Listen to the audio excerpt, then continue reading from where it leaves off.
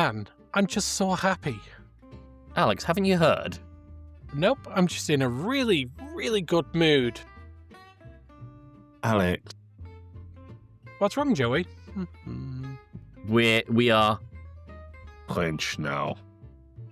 Shit. I was so fucking happy. Well, this is how it is now. French forever. This episode contains spoilers for Expedition 33. Sorry, friends. Mon ami. I can't, yes, sorry, friends.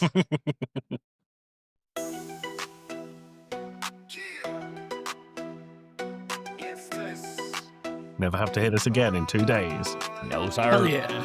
It's the season of joy, the mics are lit. Lit. Alex, Tim, and Joe bringing the grit. Grit. Daily drops for December, you know the drill. Game clubs, the vibe, giving you that thrill. Partners 2025, we in the zone. Voices in your ear, you're never alone. Never alone. New drop to unwrap and cheer. Game clubs, the gift, bringing holiday gear. Grab your headphones, tune in tight.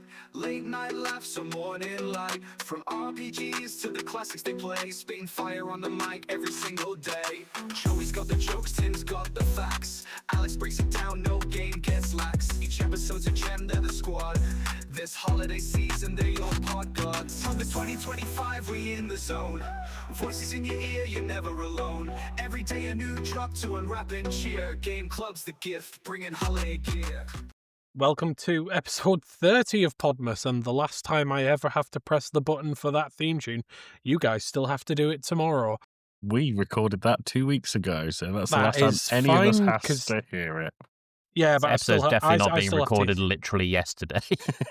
I still have to hear it on Wednesday anyway when I listen to the episode. But anyway, yeah, we're here to do a mainline episode. Yay! Hooray! When The was last this meant one to of be the out year. originally? Yay! Sometime in the beginning of the month. Is it the beginning? God, Podmas has got us all upside down. Upside down, left to right, and inside out. I'm joined as always by Joey and Tim. Say hello, gentlemen. Bonjour, mon ami. I was going to say bonjour. Do something else. Sacre Salut. bleu. Salut. As- that's as- Or I as- could say, oh, je douche de mer. Not you, on me Tim. du fromage. Mad. Not me. As our eagle-eared listeners might be able to tell, we are doing very, very bad French accents and upsetting So the is entire German. continent of France, for which we apologise. And I know we've done our little spoiler warning already, but I think it's really important to say that if you have not played Clair Obscur Expedition 33, do not listen to this episode. What the fuck are you? Go in blind. There are going to be massive spoilers as we go through this episode, and this is a game that needs to not be spoiled. If you've made it this far not playing the game without being spoiled, congratulations, don't let us ruin it. Make yourself blind. It's insane as a podcast to say don't listen to our episode, but do not listen to our episode. What I would also say is if you have played it or you are going to play it, let's preface that. Some people don't play video games that listen to our pod. They're here for the banter and the story and the fun times that we have. It's our charming wit and personalities, our charisma that they come for. Well, Alex, anyway. What podcast are you talking about? Because it's not this one. God knows. If you are planning to play Clair Obscur and you haven't yet, I fully recommend following what Alex said. If you have, listen to this. Talking Smack also has an excellent episode on Clair Obscur Expedition 33, and I have sneak preview information. The next Tuesday, I believe the episode of Gaping Views is about Clair Obscur Expedition 33. So thoroughly Okay. recommend the boys as well. Yeah, both of those. Josh's episode, Talking Smack, was fantastic. So yeah, you've got better options than us, but if you do decide to stick around But with you're us, here thank already. you very much. And what are you doing with your life? So, Clair Obscur, gentlemen. 2025, we're pretty recent this time. It's a role-playing game developed by French studio Sandfall Interactive, who are an indie studio out of Paris. I don't believe they've got industry priors, so they are a fresh studio with fresh eyes. Debut And title. It really, really tells. This game is set in a dark fantasy Belle Epoque setting. which refers to the beautiful era, which was a period in French history. It was just after the Franco-Prussian War and just before the outbreak of World War One. It was a time in France where art, in particular, literature, music, and visual arts like paintings, it really flourished, and I think that lent a lot into this game, as we will discuss. Because, oh boy, this game is pretty in every way. You control a party of characters from a third-person perspective, exploring a game world it's a somewhat open world game, but it does have linear story progression, and the combat is turn-based but features real-time aspects such as quick-time events and timed actions in combat. I think it took a lot of inspiration, and you two are probably the better ones to tell me this, took a lot of inspiration from some of the older Final Fantasy games. It took inspiration from Final Fantasy, certainly the Persona series and the Shin Megami Tensei series, with the way you engage in combat and have the real-time parry and real-time dodging. But in terms of open world and linear story, I'd probably say that is more rooted in like classic Final Fantasy. Yeah. So if you're a fan of that type of gameplay loop, absolutely you're sorted with this. I'm going to try and go through the story very quickly. It is not going to be quick, and there are going to be very, very big spoilers for every aspect of the game here. So once again, cannot say it enough. If you are going to play it and haven't yet, stop listening to this episode now, please. Or I'm you waiting for will viewer die. retention to just drop on the graph. On the analytics at 8 minutes 40, just boom. And That it's like, one person right. stopped listening. Yeah. Please, you're Yeah, our that's early our asset. entire audience. We miss you. Right, so 67 years ago, there was a disaster known as the Fracture, which isolated the city of Lumiere from the rest of the continent. Since then, there's been a yearly gommage, where an entity known as the Paintress paints an ever-decreasing number on an enormous rock foundation known as the Monolith. Each year, humans of that age or above disappear. Gommage literally means to wipe out. To erase in French. To erase, yeah. After each gommage, the city of Lumiere sends out expeditions of volunteers to head to the mainland to try and slay the Paintress before she can paint a new number. They're sent out to the continent, which is populated by hostile monsters known as Nevrons, and these Nevrons are the main reason that a lot of these expeditions will fail. There are also friendly creatures known as Gestrels and Grandis, who have settled across the mainland and are just trying to live life. Expedition 33, who we play as, consists of Gustav, who is a resourceful engineer. He's voiced by Charlie Cox. Mael, voiced by Jennifer English, who is the youngest expeditioner at the age of 15. She's also Gustav's foster sister. We've got Luna, voiced by Kirsty Ryder, who is a scholar and a mage, and Ciel, voiced by Shyla Nix, who is a farmer turned teacher. They head to the mainland to begin the expedition. However, the second that we should mention as well, you travel to the mainland by boat, because even in this magical fancy world, there's no airships, there's nothing like that. It is a sailboat. So they head to the mainland. However, upon making landfall, they're attacked by a mysterious old man, voiced by Andy Serkis. Or Gollum, as you might know him. Gollum is for his famous role. Yeah. What was the name of the main monkey from Planet of the Apes, the reboot? Oh, it's Monkey McMonkeyface. That's him, Harambe. Harambe. Yeah, what an IMDb, yeah? Gollum, Monkey McMonkeyface, Renoir. Renoir and Harambe. So after this attack, Gustav seems to be the only survivor, and we take control of him. We spend a little bit of time of him going through where he's landed and sort of dealing with the idea that his entire expedition has already failed, all of his friends are dead, and eventually he decides to sit down by a tree and shoot himself in the head. Luckily, Lune appears, having also survived, and convinces him that, maybe others have survived. Don't do that. Stop it. Give him a good finger wagging. Bad. Yeah. So so they head out, and eventually they find CL, and a bit later on they also find Mael. So everyone's alive, we're all happy, apart from the other people who were on the boat. Yeah, everyone else on the boat is deadsies. Deadsies, big deadsies. They also receive aid from an entity known as the Curator, who is a funny faceless man who just speaks in gasps, and a mythical creature known as Esquier, our beloved. We love SKA. It's around about this time Mael starts having visions of a masked girl.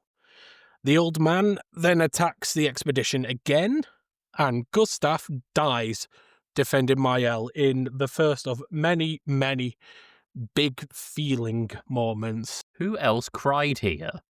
I did. Yes, I cried. Hard. I cried, and I also was in a call with two people that we talked to quite a lot, Dan and Griffin, and I had to mute myself and leave the computer because I wanted to compose myself before going back and talking to them. Oh my god, Charlie Cox's acting in this scene is unfucking real.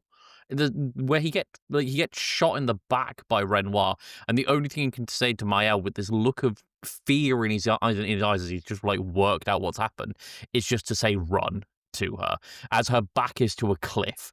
It's so good. There are a lot of and this is going to be a very sort of bullet pointy explanation of the story, and it might not hit on just how big some of the feelings in this game are. There are some incredibly powerful moments in this story, and it's, if you're someone who cries quite quickly or quite easily, you're gonna cry a lot, and this was. I don't even cry that easily at stuff, but this really got me. Shut up, Tim. Dry your eyes. You're crying right now. I think it's you're yelling at me. it's probably safe to say that the moment of Gustav considering killing himself when he sat against that tree is a pretty heart-wrenching moment, but then this just pulls your entire heart out.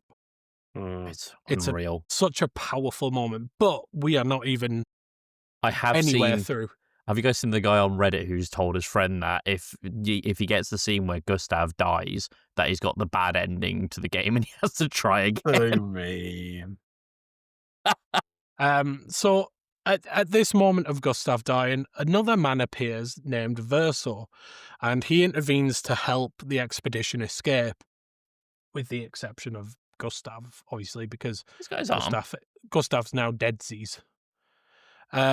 Verso joins the expedition, and it's revealed that the old man that attacked them is in fact his father, Renoir, and the girl that Mael keeps having visions of in the mask is his sister, Alicia. We find out that his family have all been granted immortality by the Paintress. However, Verso is tired of being immortal and just wants to end it all. Obviously, Renoir disagrees with that, and Alicia's at this point, Alicia's still very much my father's right. She can't speak, but she follows what her father says because that's just how she is at this time. So sometime after that, we recruit a Gestrel named Monoko, who is voiced by Rich Keeble, who's a name I recognise, but I couldn't point you to any of his works. Keeble did an amazing job throughout this whole game. All of the voice actors did this incredible job, but to have a comic relief character in the form of Monoko that has the range of the soaring highs of having some of the funniest lines in the entire game to some of the most crushing lows, it's awesome work. So he's a close friend of Verso's, and we find out through Monoko that Verso's actually been there since the original expedition. or it's believed that he's been there since the original expedition, Expedition Zero, as it was called. And he made friends with Minoko during this expedition. So we're talking 67 years of friendship. So you can imagine how they are with each other. The interaction between them two might be some of the greatest writing I've ever seen. So the expedition tries to get to Renoir's mansion with the hope of finding the Paintress's heart to destroy it and thus destroy the Paintress. However, Renoir intervenes and teleports the mansion away. A new plan is devised, and this is to defeat the godlike creatures known as the Axons, to gather materials for the Curator to help develop weapons that will pierce the magical barrier around the monolith and then be able to attack the Paintress directly. There are 2 Axons, and these are considered pretty major boss fights. And they're very cool. We will talk about the Axons. Once inside the monolith, they defeat Renoir and the Paintress. The Paintress is revealed to be Verso's mother, Aline. The expedition returns to Lumiere as heroes. However, the entire population is then killed by the Curator. As it turns out, the Curator was the one causing the gommage, and the Paintress was actually stalling him. So it was a classic twist. Did we explain where we found the Curator? No. He's been with you the whole time, so... Yeah. Yeah. I think we said it earlier on, but we basically recruited him around about the same time we found Esquier. Okay. So you find him at the same time as Mael, because there's a mansion just in one of the areas of the continent that you're navigating with Lune and Gustave, and Mael woke up after Renoir's attack at the beach, just in this mansion with the Curator, and that's where she's remained until you find her. And so obviously you and the Curator just go off on adventures together. Off on merry little adventures. Funny adventures. Yeah. And then this is where the big twist happens that I personally didn't see coming, but it was great. We flash back to the Descendre family in the early 20th century Paris, where we meet the mother Eileen, the father Renoir, the son Verso, an older daughter named Clair, and a younger daughter named Alicia. It turns out that they are artists capable of creating worlds within magical paintings known as canvases. Lumiere and the world we've been in for what is probably at this point about 30 hours of gameplay, I would say, 25, 30 hours. Turns out it's one of these paintings. We've been in a painting the whole time. This one in particular was created by Verso. However, we find out that due to a rivalry with, I think, a rival faction, I think it was the writers, wasn't it? They said the family mansion had been burnt down. During that fire, Verso tries to save Alicia from the fire and instead dies himself, with Alicia's mouth and throat all getting burnt, which is why we never hear her talk, and it's why she wears the mask. So, still in the real world here, Alicia is tasked by Clair to enter Verso's canvas, where Eileen and Renoir are in a constant power struggle. Obviously, Eileen doesn't want the painting destroyed, whereas Renoir feels it has to be for the sake of his family.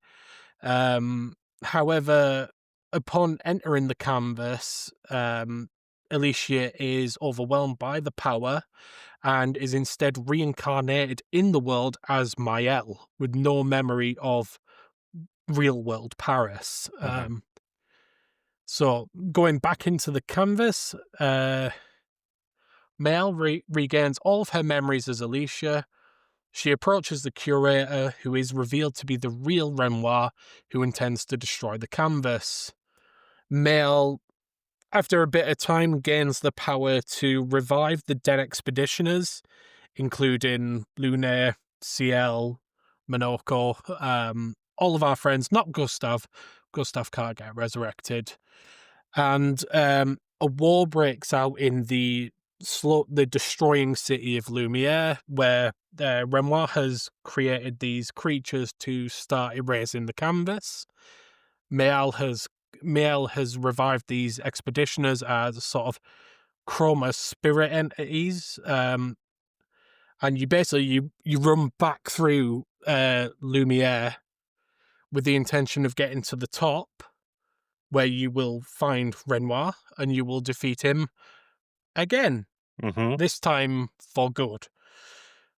Renoir then, there's some conversation that happens. Renoir says that he is going to leave the canvas now and he will wait for Mael, knowing full well that Mael's never going to leave this canvas. And then we get to what is arguably the biggest choice in the game. Verso wants to destroy the canvas. Verso thinks that the only way that he's going to be able to save Alicia from the canvas is by destroying it. He also knows that he's dead, and there's no. He also life knows that he's knowing dead, which dead. is which has got to be the biggest sort of, a you know, whoopsie moment. what's the word I'm looking for? It's a whoopsie moment. It's a whoopsie moment, sure, why not?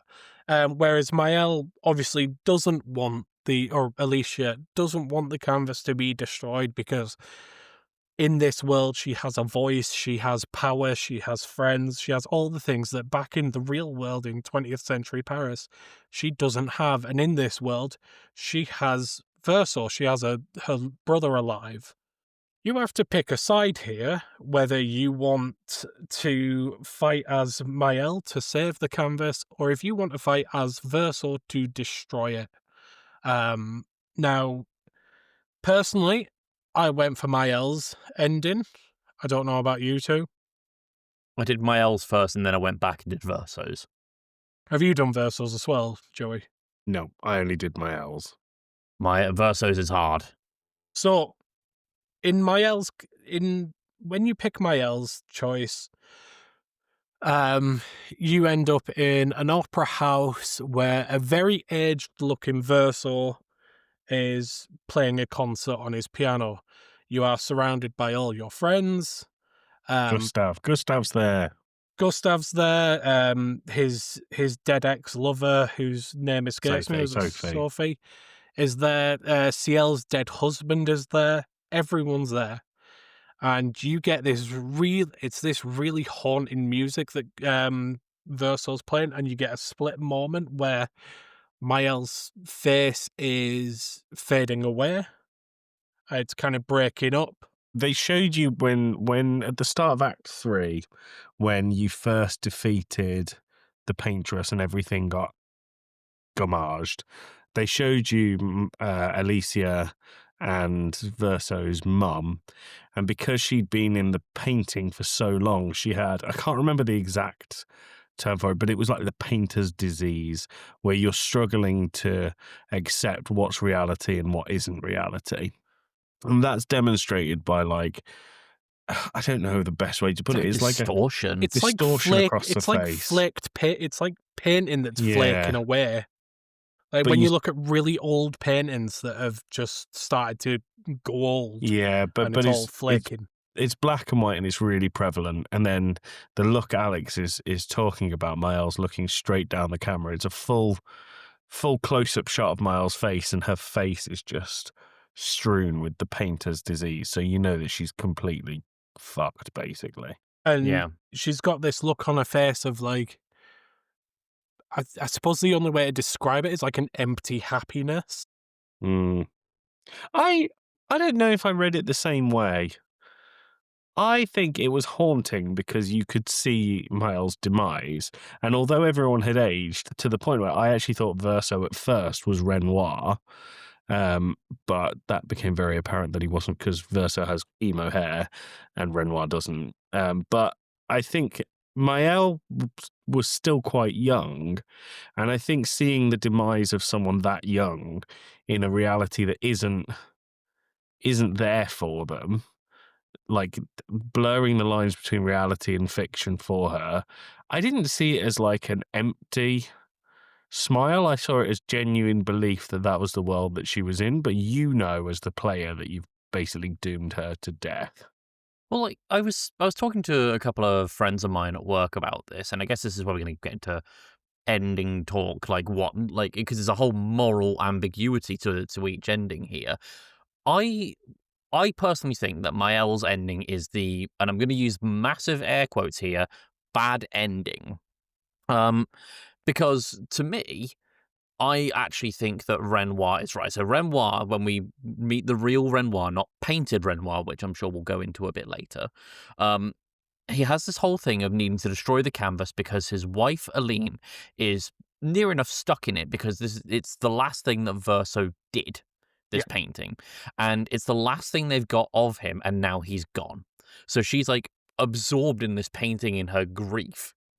And when we've got Renoir being like, I need to get my family out of this painting, it's killing them. The exact line exchange rather that Mael and Renoir have is she says, "You're treating me like a child," and his exact words are, "No, I'm treating you as if the shadow of our darkest day is going to suffocate you and take you away too." Because it is going to take her away. He knows it's going to take her away. And I think that she knows that in the end as well. But I saw someone online saying that they as someone with disabilities, actually really resonated with Mael's ending because while Mael can't speak, or sorry, Alicia can't speak. Alicia. Can't speak, and she's horribly disfigured in the real world. In this canvas world, she doesn't have that. She has a life. She has a sense of normality with her. Mm-hmm. And this person who I saw was saying, they have disabilities, really resonated with that because they are quite heavily disabled. And if they had the opportunity to live in a world where, yes, it's probably not the right thing to do, but it meant they could have a normal existence, they would probably take it, and I see their point. Well, the whole game, the ending of the game, and sorry, trigger warnings here is, I mean, we should have put trigger warning at the start of this whole game. Nothing about this game is cheery whatsoever, apart from SK. Apart from SK. Yeah, and Gustav. No, because he's all kinds of dead. Well, no, but like his conversations and what have you, they're cheerily lovely. dead is Gustav. But I think that the whole game is an allegory for suicide, and in some ways euthanasia as well.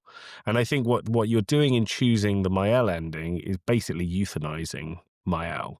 So she's going out, but it's on her terms. It's what she wants. And like I haven't seen Verso's ending. I'll be honest with you. I should go and replay the ending for it. But to me, I think I completely understand what Tim's saying about the person that he found online and how a life of normality surrounded by the people that she loves and she knows, even if she's accepting that it's not reality, is the good ending for Mael. I think if you boil it down to person by person, what you have here is a father who's never going to see his child again, who has now lost both his children because of this house fire and then the painting. You have the soul of Verso, who is clinging on to something that he doesn't want to be clinging on to, as well as the grief of his wife, which is never going to be satisfied because there is some form of Verso still going in this painting. So it depends on whose perspective you're looking at this from whether it's a good or a bad ending. I think, from what I've heard of Verso's ending, and I need to go and watch it, like I said, to me, I mean, first of all, it's French. There is no good ending. It's all fucking miserable. But to me, I think Mael is the ending I would still decide, regardless of knowing what Verso's ending brings. But I think with Mael, and I'm gonna, I know we've said there's going to be heavy spoilers in this episode, but Joey, I'm trying to avoid spoilers for Verso's ending for you. I wouldn't. I would just go for it. But the whole difference to me is that Mael's ending is about not accepting that Verso is dead and the family's life is just in ashes around them, figuratively and literally. Whereas Verso's ending is that acceptance, is stepping away from it and being like, we as a family unit need to move on from this tragedy. because otherwise you're just going to be stuck in this vicious cycle of just feeding into your own denial. It's Well, there was two things that Verso said towards the end. One of them was that he was tired of painting, yeah, which is quite powerful. And then the other one, it was, and this isn't going to be verbatim, but he says to Mael that their world, so the world inside this pen, is being destroyed by her family's grief. Because obviously Eileen's trying to hold on to this canvas because it contains the soul and last remnants of her dead son. Renoir's trying to save his family, and Mael's caught somewhere between or Alicia's caught between the two of them, and it's just this constant struggle between trying to keep the canvas alive and trying to destroy the canvas that is the world of Lumiere, or the city of Lumiere, is just destroying life for the, granted, not real people, but they're real enough inside this canvas. Well, and that's the point. Like, I think I lied. I have seen Versus Ending. I think maybe I was quite tired when I saw it, but I've got it on the other screen now and I'm just watching it. I've skipped to part way through. And the point where, Alex, you've seen the ending, right? Not Verso's ending, no, Okay. but go ahead. So there's a point where basically the party come through the rift one by one before getting gamaged, and he still has to make the choice. So the little boy that's painting in the end part that has the same body shape as the curator with the missing face is Verso and is the last remnant of Verso. this And is the just sort of boy that you before- see pretty frequently throughout the story as well. Yeah, but the boy says all the way through, like, I don't want to paint anymore. I'm tired of painting. I'm so tired. I want to stop. Blah blah blah blah blah. And Verso's ending, you defeat Mael and tell the boy to stop. And then one by one, the party members that you've had, I don't know, how long did this game take you guys to complete? It took me about 30. 35 hours. So the party that you've accumulated over 35 hours and grown to get along with and know and appreciate because of how well it's written, come and give you their reactions one by one. And some of them are angry, some of them accept it.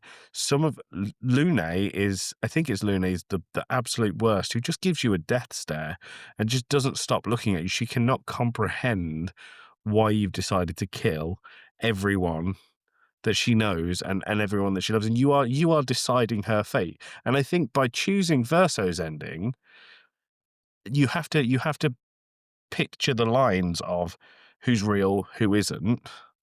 And if you do it by that, like, I know Alicia is real in the game. I know Alicia's real. I know Verso's real. If we boil it down to those two, Verso's ending is the good ending because Alicia gets to go home, spends time with her family. They can build something, go back to reality. But if you accept it for Mael has spent her whole life in this world and these people are real to her, then Mael's ending's definitely the good ending, despite her rotting away because of this painter's curse. This is where more, like, again, I'm very much of the opinion that Renoir was right throughout this whole story. Yeah.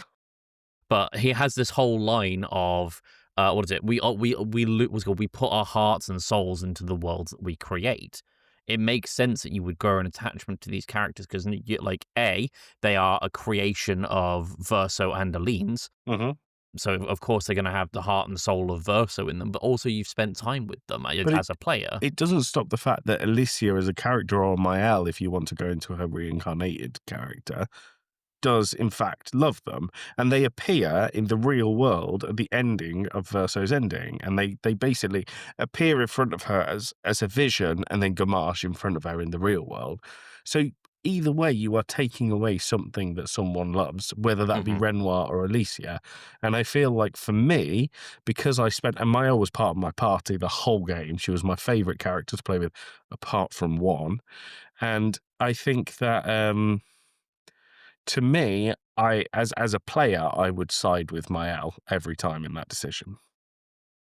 The writing, I don't know how long it took them to write this game, but the writing is impeccable. We've got Renoir, who is by design is a villain through the game, or at the very least an antagonist.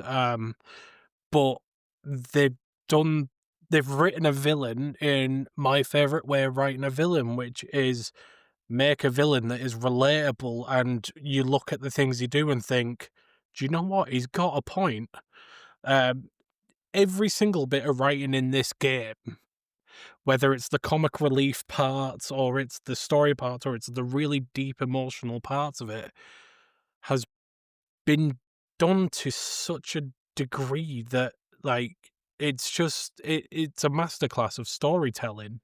We've spent well, mostly you two have spent the last 10 minutes discussing the last 25 minutes, last hour of the game, Yeah. Not even an and hour. come no closer to a consensus that we can all agree on, which Well, there isn't a right speaks. answer. No. Of course there isn't, and I think that's a theme through the entire thing, but it's just so well written. So as soon as I And got off this game, as soon as I was done with it, Pain picked up and started playing it. And some of the dialogue that you hear throughout the game on the second run, mate, it just hits so much harder. Like the whole thing with, I mentioned Painted Renoir. There's two versions of Renoir and two versions of Alicia. Um, there's the real one which we see, in the Curator and in Mael, but there's also the painted versions which are all dressed in black. And by the way, Renoir is absolutely fucking aura farming this entire game with his attire. But his whole thing is to try and stop the expeditioners from reaching the paintress and thus destroying the canvas. Which is obviously counterintuitive to what real Renoir wants, but it's because painted Renoir and painted Alicia is what Aline sees and what she remembers them as in this world. It's how she is protecting them, because the whole thing is that Renoir is stealing chroma, which is a bit like the lifeblood of the world, or ink, in this painting, from Aline.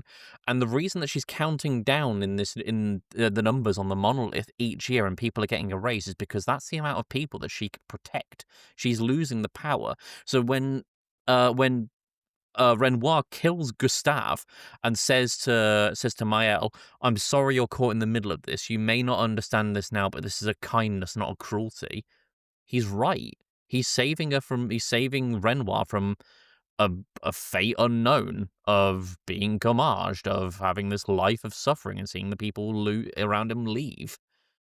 The game is littered with spoilers that are very in your face as well once you understand the story. Have you guys seen the thing about the translation to some of the lyrics? Yes, so some of the overworld music has lyrics that are in a combination of French and German and Dutch, and kind of in the same way that Nier Automata did. But the lyrics, if you translate them to the song Mael, is "I will always love you, I will still dream, I will still cry. To love, forget, and dream, I'll cry for you. Mael has a life to paint, sweet faded star. Alicia has a life to paint, a verse in the night, moon near him," over and over again. And it tells you there and then, as soon as you pick up Mael in the mansion, that Mael is Alicia. Yeah. So clever. It's so fucking clever, and like some of the writing as well, like Esque, who we noted earlier, who, for lack of a better term, is just like a giant balloon animal with a mask. I love this character. He's so whimsical and weird and childlike, but also just incomprehensibly powerful. Has some of the most hard-hitting lines in the whole thing. He has this whole thing of collecting rocks that allow him to swim and fly and what have you. And when Verso and CL are like, "What happened to your rocks? Why don't you have them?" It's like, it's better to have a rock than lose it, and than to never have a rock at all. Joey, you mentioned CL's husband Pierre being there in Mael's ending because Pierre died. He didn't gommage like everyone else. He was killed in an accident. So CL has this whole speech with Verso about how she was ready to lose him at 34. Like, they should have had these extra 5 years together, but he was taken early, and that's what drove her to nearly kill herself. And that's where Esque found her in the water. That's why he calls her favorite terrible swimmer. But I don't know if you guys know what Pierre translates to in French, but it means rock or stone. So when Esque is saying it's better to have a rock and lose it than to never have the rock at all, he's referring to Pierre, and every single bit of dialogue in this game just loops into something else that means something. I don't often like refer to like I'm obviously of the opinion that video games are art, but this is an absolute masterpiece. Yeah, I agree. 100%. Everything in this game is every decision that was made in the design of this game, everything from how the characters play to the lyrics in the music to the character names, everything is by choice. Nothing was random. Nothing was like nothing was just, oh, that'll do. It was all designed. All the character Verso means to move forward, and the idea with Verso is that he wants Mael to move, or Alicia to move forward in her life. I think Renoir has a particular meaning that's sort of specific to his name. You say that nothing is random. There is one random thing that's in there. What's that? All of the newspapers in Lumiere are completely Yep, random. yep. It's almost like they were generated by AI, but not Sandfall. No, not our friend Al. He was busy at Not Sandfall. Al. But can we really quickly touch on this? I know we're still gushing about the game. We're going to continue gushing about the game. I think the fact that Expedition 33 was removed from the Indie Game Awards purely because of that use of generative AI as a placeholder in the creating all of the newspapers that you see in Lumiere is bollocks. I Especially genuinely considering think, it was taken out within, like, I think it was within the first update, it was all yeah, removed because they I, realised. I genuinely believe that the Indie Game Awards decided that like people were taking the piss out of the video game the oh my god, I did a Game whole Awards. the Game Awards, thank you, the Game Awards. Took the piss out of that, calling it the Expedition 33 Awards, myself included, and I think that they didn't want to have the same thing happen to them. So they removed it for that reason. And don't get me wrong, Blueprints, which won Indie Debut Game of the or Indie Game of the Year at the Indie Game Awards, it's a bloody good game. I loved it. I mentioned it in the Last Chance Awards, but Is it as good as um, Expedition 33? fuck no, absolutely not.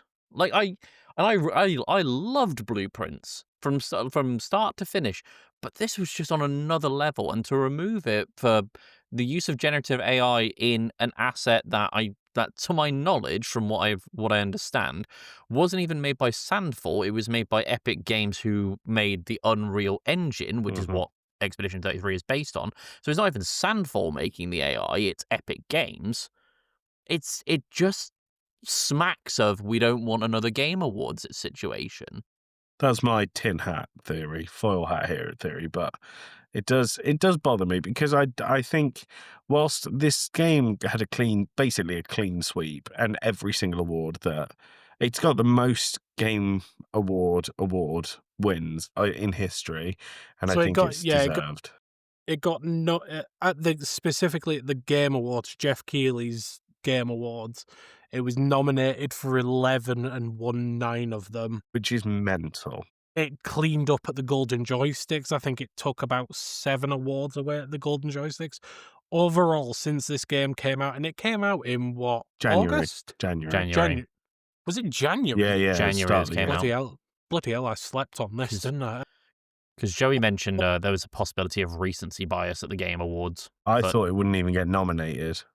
Over it's over the swept. course, so over the last year, so it's been out for just shy of a year then. It has won 34 awards That's crazy. Insane. across various categories, various award shows, everything from the music, the writing, the gameplay, everything, and it's well deserved. So Joey sorry, Tim. Joey mentioned that Mael was his favorite character to play in, and always had Mael in his party. Except I think one. except for one. I think one thing that is really that we haven't really talked about here. We've mentioned that it's a turn-based RPG, but every single character that's available to be in your party has a whole different level of system mechanics to each other. That I honestly think that if you took one of them out and put them just in a different game, it would be the central mechanic of that game. Yeah, I agree. It's an unbelievable amount of thought and logic has gone into this. So to quickly go through all of those then, obviously we had Gustav at the start, who had an overcharge ability where his using his abilities would power up his what you might call an ultimate ability. We have Luna, who is a magic user, predominantly with elemental magic, and when you use particular elemental spells, you create what are called stains on your weapon, elemental stains. These elemental stains can be consumed by other spells to increase its power. So, as an example, you can cast ice. You can use the ice beam spell that gives you an ice stain. You can then cast immolation, which is a fire-based spell, but will be powered up if you've got that ice stain. And then that ice stain is replaced by the flame stain. That flame stain then you could use for, I think that powers up lightning abilities. So it's this sort of it's this constant resource management with her. Ciel, being a farmer, she has a scythe as a weapon, but she also has a deck of playing cards. And she has moon and sun charges. Now, certain abilities will give her more moon points, certain abilities will give her more sun points. She also has something called foretells, which is a resource that she applies to a creature, which can then be consumed to power up the attacks. If she uses a moon ability followed by sun, or vice versa, she enters twilight, where she becomes more powerful and she applies more of those foretells. We have Mael, whose whole thing is stance based, so she has defenseless, offensive, and virtuous stances. Now, depending on what stance you're in, certain effects will happen on certain abilities, be it increased damage, increased shell duration, things like that. We then got Minoko, who uses spells of as you defeat Nevrons, Minoko collects their feet. What lovely feet. Which was an interesting choice. It could have been hands, it could have been eyeballs, it could have been anything. They went with feet. Whatever, that's their choice. It's his kink, let him do what he wants to do. But his whole thing is, with these feet, he can transform into that particular Nevron and use an ability of theirs. And then we've got Versor, whose whole thing is perfection. So as you use your abilities, as long as you don't take any damage from the enemy attacks, you level up from D to S rank. It's a little bit Devil May Cry in that regard, but you rank up from D to S, and depending on the level you're at, certain attacks will have different abilities. A lot of it just rotated around doing extra damage, but there were some that would apply certain debuffs or certain buffs. It would cause burn status, things like that. And I think that's all. Yeah, that's all 5 of them. Who were your guys' favourites for your party? Minoko. I loved the flexibility and modularity of Minoko's stuff, because a lot of these all these characters, with the exception of Minoko, have a very linear skill tree, similar to that of like the sphere grid from Final Fantasy X. Horror that is the sphere grid. I like the sphere grid, but that's it's just too complicated. But Minoko, when as soon as you've beaten an enemy with Minoko in your party, it doesn't even have to be Minoko that does the killing blow or whatever. It's just he is in your party at the time. He gets the ability that he's able to pick up from that enemy, and at that point you have got maybe, I want to say, 60 different abilities by the end of the game, and the game does not point you in a direction of going, oh, well, you should do this and this and this and this. It just gives you the grid and lets you work out what will connect into what quite happily with each other. Yeah, so you could build him as a character who does nothing just as pure support. All he does is buff your party and debuff the enemies. You could make him an absolute glass cannon and give him all of the highest damaging abilities that you can imagine. You can do a balance of both. I think by the end, I had one move that was like a extreme damage to all enemies type of move. I had a couple of just standard attacks. I had one that pierced armor, and then I had two that were buffs. And that was the great thing with Minoko, as you say. He was very modular. You could build him how you needed to sort of fill a gap in your current party. So you had Monoko in your party. Who else? I mean, I would try and rotate to keep the levels all balanced, but my favorites were CL, Monoko, and Verso. Okay. I didn't rotate, and I had Mael, Verso, and Monoko the whole Yeah. time, which I is going to also upset Josh. I also didn't rotate, but I had Minoko, CL, and Luna. So we all went very, very different, which I think is good because it shows that what tends to happen in games like these where you've got different party members that you can have in your party, you tend to how to put it, some are designed to be more useful than others. This game went, here are 5 characters who are very different play styles, who are all incredibly useful and will work in any arrangement. Have at it. Yeah. So, two things I want to get through before we finish this episode. I'm very aware that Alex is editing this after we record it, and it's cracking on a bit for tomorrow's release. It was fine until that cut point. So we have sang this game's praises to the nines. Was there anything in the game that you didn't enjoy? I really No. wish, and this is a very, very minor nitpick, I wish there was a better overworld traveling system. That is about Fast it. points. Yep. Just as soon as I've landed on a bit of land, when I'm flying around on SQA, let me travel there instead of having to make me manually go there. So That's about it. I found the overworld traveling system, it's such a minor part of the game that it didn't bother me that much. I found that it was a bit cumbersome. It was very easy to get turned around. I struggled a lot to know exactly where I was meant to go. I think that's sort of by design, which is good. But there were times where I would enter the same area 3 or 4 times after doing like a full lap of an area, which irked me a bit. But not enough to knock any kind of points off my scoring. The other thing that I think uh, isn't a criticism, but is something I would be interested to hear your guys' thoughts on. Act 1 and 2 felt like the story. Act 3 tied up the story. I thought there was about 7 points in Act 2 and 3 where the game could have ended.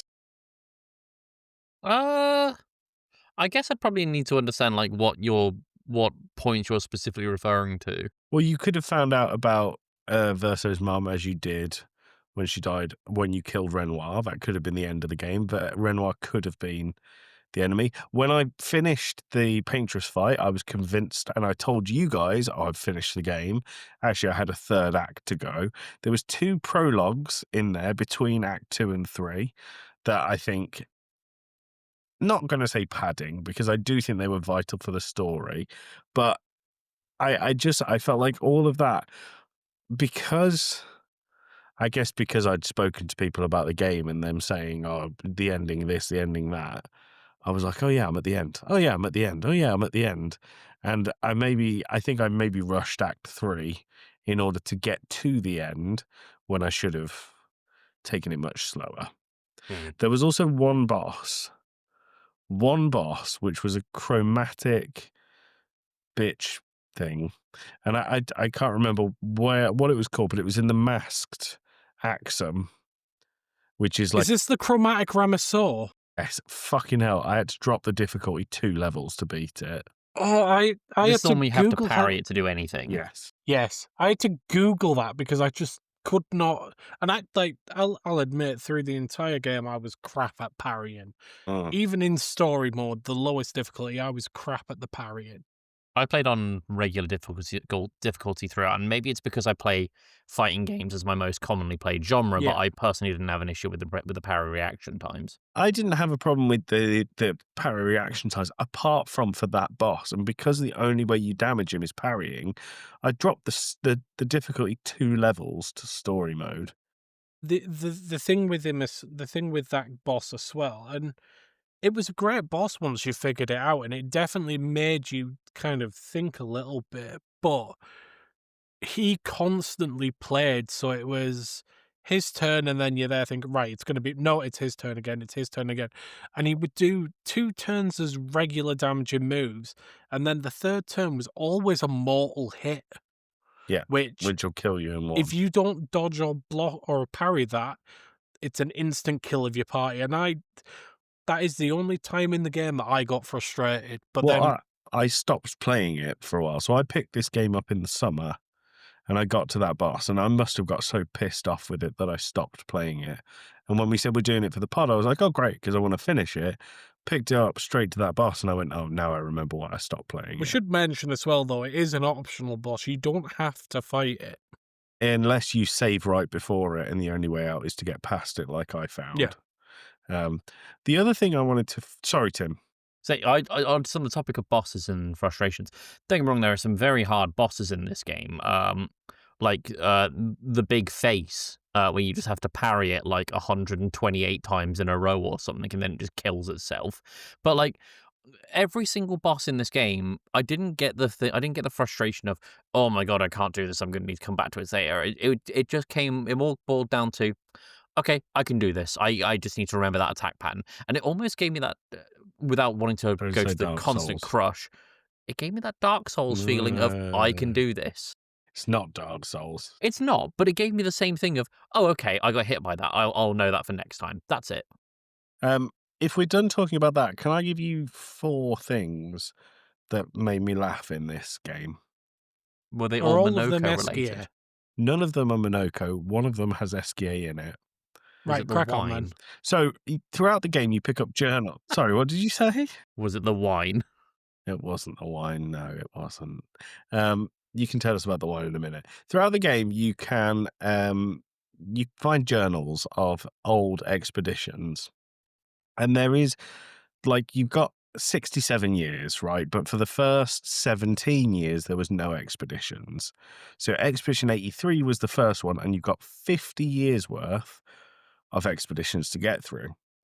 Now, someone has put together a wiki of all of these expeditions, and I want to tell you about 4 of my favorite ones They because kind of reminded they have themes, which I think is really funny. Sorry, Tim, they kind of reminded you of? me of the vaults in Fallout. Yeah, I In got that that they were like, feeling. this expedition is all about this thing, and like in Fallout, they're like, this vault is all about this thing. Yeah. Right, so Expedition 47 was called the Drunken Brigade. Okay. You found them outside the Sinister Cave in Old Lumiere, so off the first beach. Experts have something akin to the Drunken Fist. This expedition found that they did their best work after a few pints.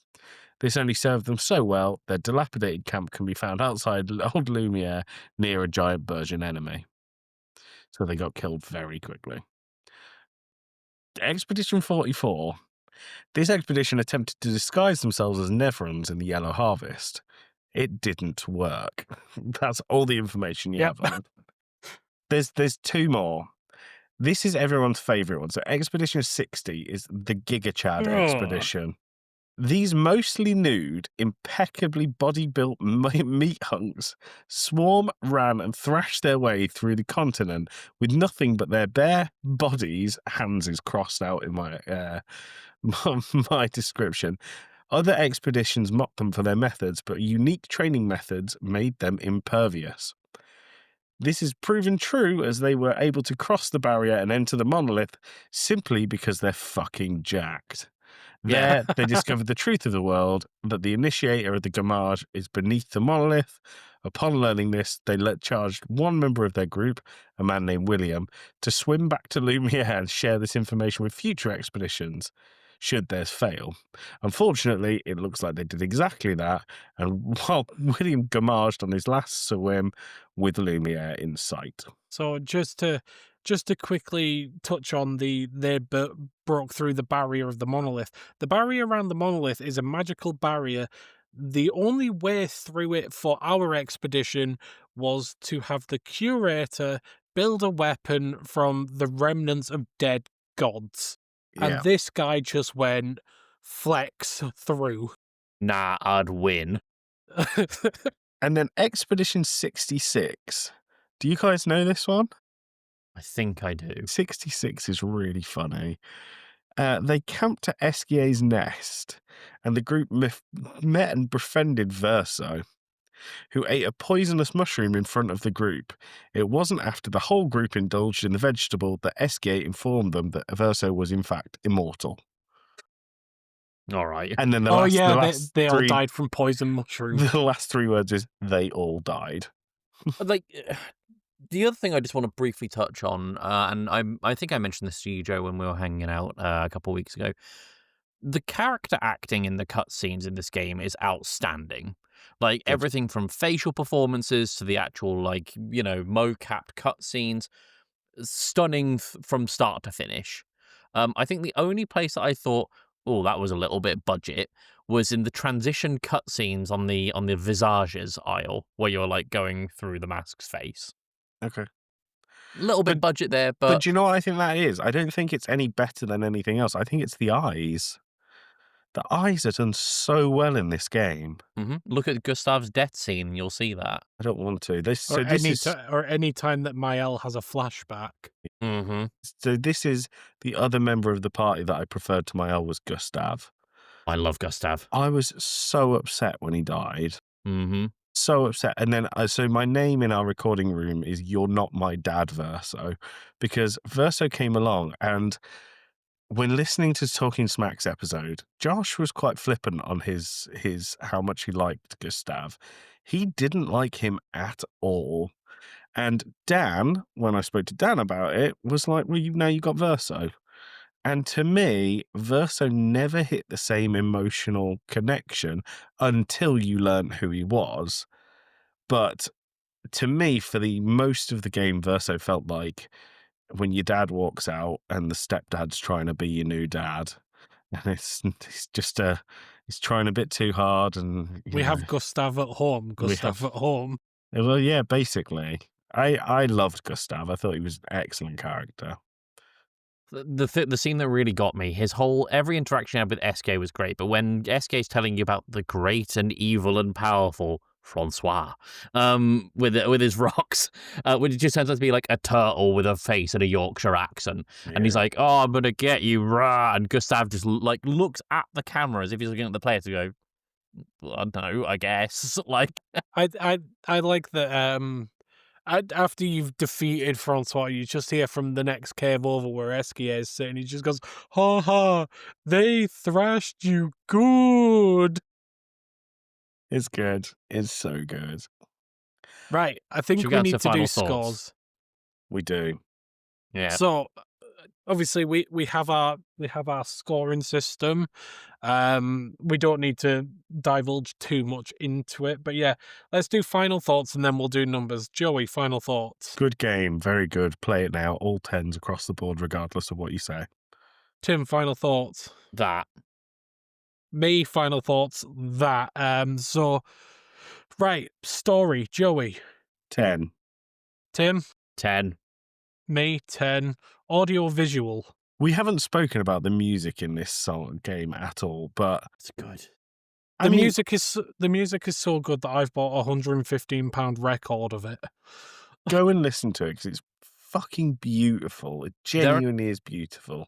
It's not my usual kind of music. It's like French opera and classical music. It's not my it's very French. But It's not. between Gojira at the Olympics and this, maybe I think I like French opera. Well, I posted this I sent this meme to you guys when I got done with the game. I sent you that meme of Hulk crying, being like, "Guys, I think I'm starting to like the French." No, but I this isn't my usual music at all. But it's got on my liked playlist, and when I'll be driving in the car to work at like 5 a.m, it'll come on, and I'll just be like, "Ah, yes." Bawling your eyes out at the song of Gustav's Screaming death. down the motorway. Why is it raining inside? Yeah, so 10 out of audio 10. visual. 10 out 10? of 10. 10. Yeah, story. We've We done did story, story. but 10 again. 10. What's the one I'm missing? We've done gameplay. Game 10. 10. Yeah, cool. Right. So you've heard. Except the gestural volleyball on the beach. I didn't mind it. I did it in second try. Holy shit. I hated Second gestural try. volleyball. Thank God it was optional, because goddamn, Did you manage So- to get all the funny swimsuits? not all of them. I got most of them. Didn't wear them because I felt a bit weird just having them fighting demons in swimsuits, but got them. Gotta say though, Verso packing. Yeah, that Packing, dude, you that do be dude got packing. meat. Earlier in the year, we did Baldur's Gate 3, which has been our highest rated game since, which was ever. It was a 9 out of 10. It has now been dethroned by Expedition 33 with a perfect 10 out of 10, which I think is not a surprise. I don't say this lightly. Expedition 33 might be in my top 5 games of all time. Yes. Behind Balatro modded, Balatro multiplayer mod. Balatro, Banjo-Kazooie, Balatro Bears again. beats Battlestar Galactica. And then, but so I think it's really funny that our top 2 rated games, Baldur's Gate was first. This is last. 2025 has been a fucking great year for games. Like, I'm looking at our games, and the lowest one, and it is quite a landslide, is Heavy Rain. Yeah, sorry about Like, that. I know in the Last Chance Awards I said that Mars First Logistics was my game of the year. You hadn't played this by then. No, I hadn't played this at this point, and goddamn, that this kicked the shit out of it. Mhm. Well, I followed up best game of 2025 with Heavy Rain. I have the next mainline episode. Boys, we're diving into multiplayer game, Repo. Hell yeah. I don't think we'll get an hour of content out of Repo, but it's good fucking fun. It'll be fine. Nice. And tomorrow is going to be the last of Podmas. It's going to be we've done it. it's going to be you two boys doing your little 2 blocks, and I've just because thought. it's go on, We're not going to hear the Podmas jingle because we don't use it for 2 blokes. that's fine. That's we are going to fine. go out. Fuck off jingle. Yeah, fuck off, jingle. Given that it's the last Podmas with the 3 of us, we're going to play a different song to end from the lovely Dan of Gaming and Casting Views. So take it away, Dan. Podmas is coming to an end, but we shouldn't shed a tear. I'm sure there's plenty of great content planned for the new year. So Joey, Tim, Alex and Bab, I salute you for many Podmas years and raise a glass to you, my friends, and say a massive cheers. Cheers. Wait. Fucking love that, man. God, it's such Thank a you, gem. Dan. I love that there's plenty of content next year, and we all just went, Nope. Nope. It'll be But- fine. It'll be fine. That's been Clair Obscur, that's been Podmas, that's been us, and thank you, gentlemen. We're going to hibernate now. Yes. Bear. Love you. Bear Obscura. Bear Obscure. Well done. All right. Bye. Love you. Bye. Au revoir. Au revoir, Au revoir. mon ami. Press stop.